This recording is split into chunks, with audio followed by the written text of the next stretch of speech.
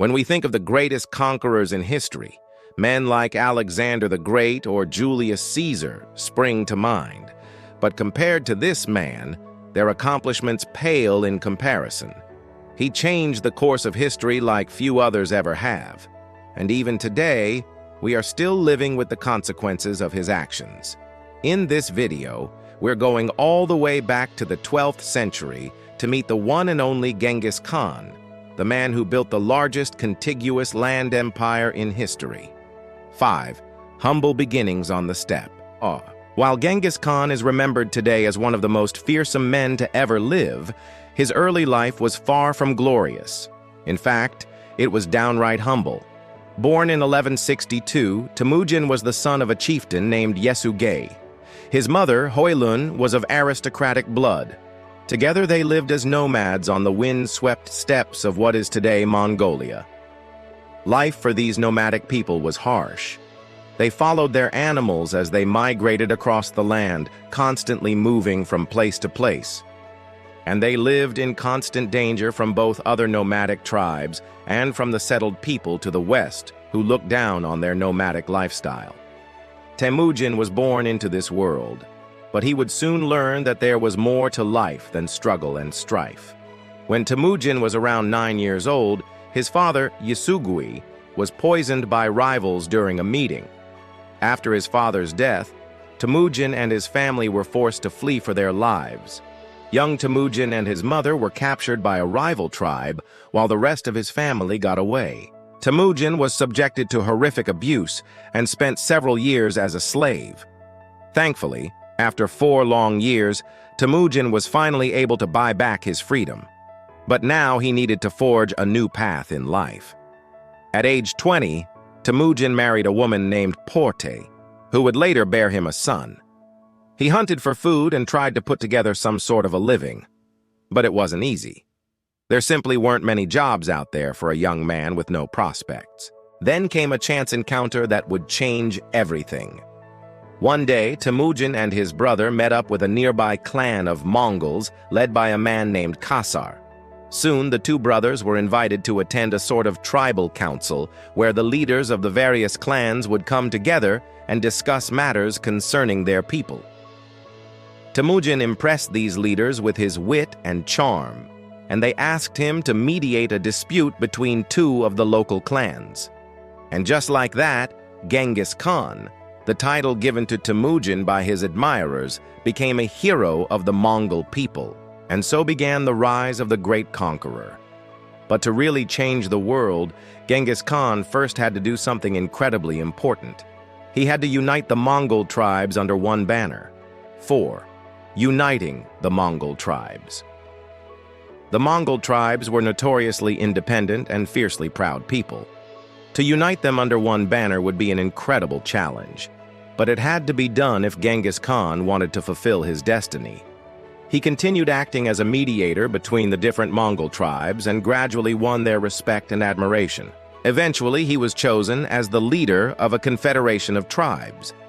Now at the head of a united Mongol army, Genghis Khan turned his attention to the outside world.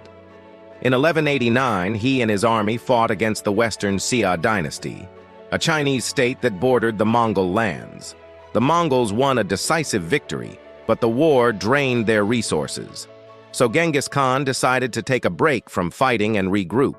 He sent out embassies to neighboring kingdoms asking for submission. To those who submitted, he promised fair treatment and an alliance. Those who refused would face the full force of the Mongol war machine. This policy of demanding submission and offering peace deals to his neighbors is a key part of what made Genghis Khan such a great conqueror. While he preferred diplomacy over brute force, he never hesitated to use the latter when the time called for it. Soon enough, most of the surrounding states submitted to Genghis Khan without putting up a fight. But there were exceptions. In 1190, Genghis Khan once again clashed with the Western Xia, but this time the Mongols were soundly defeated. This humiliating loss enraged Genghis Khan, and he vowed revenge. He united his people once again and marched on the Western Xia. This time, there would be no escape. In 1193, Genghis Khan laid siege to the Western Xia capital, and after weeks of fighting, it fell.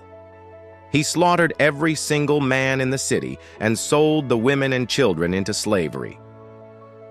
After crushing the Western Xia, Genghis Khan's attention turned to another powerful enemy, the Quraysh Empire, a Turkish state that lay between the Mongol lands and China.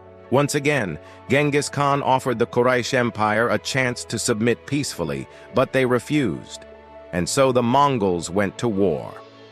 The battles between the Mongols and the Quraysh were fierce, but in the end, Genghis Khan's forces prevailed. He crushed the Quraysh and destroyed their cities, leaving the region in ruins. But even in victory, Genghis Khan knew that he couldn't rest. Not while there were still enemies to the south and to the east. With his empire secure, Genghis Khan turned his attention to the south, where the Jin dynasty of northern China awaited. Again, he first attempted to win them over with diplomacy, but when that failed, he went to war. In 1125, Genghis Khan's army crossed the Onan River and invaded Jin territory.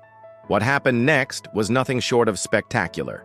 Genghis Khan proved to be a brilliant strategist and tactician, and his Mongol warriors were unmatched in battle.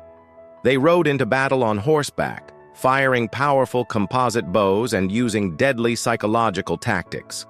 Before long, the Mongols were deep in Jin territory, pillaging and plundering as they went. Then came the Battle of the Kalan Muria, a clash between the Mongol forces and the Jin army that has become one of the most famous battles in history. The battle was long and bloody, but in the end, the Mongols came out on top. With the Jin army defeated, Genghis Khan turned his attention to their cities. But as he laid siege to one city after another, he found himself facing a problem. His soldiers were running low on supplies. He needed to resupply his army if he wanted to continue his campaign. But where could he get more supplies? The answer came when Genghis Khan heard about a place called Shangdu, the capital of the Western Xia. It was said to be filled with riches beyond imagination, and if Genghis Khan could capture it, his army would be set for the foreseeable future. But capturing Shangdu would not be easy. The Western Xia were fierce fighters, and they were determined to resist the Mongol invaders.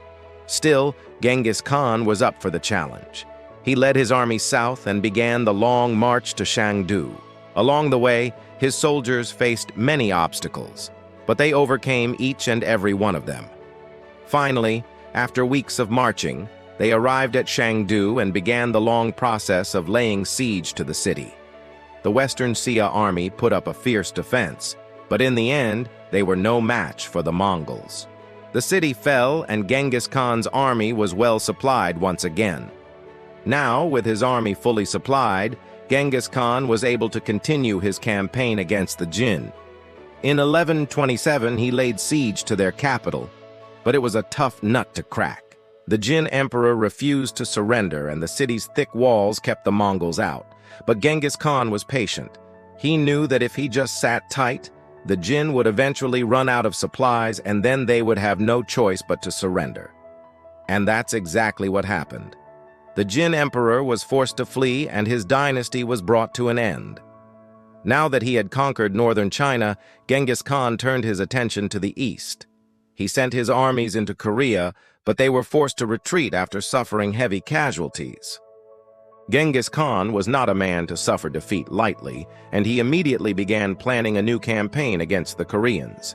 He would lead his armies in person, and he would make sure that the Koreans would never forget the Mongol invasion.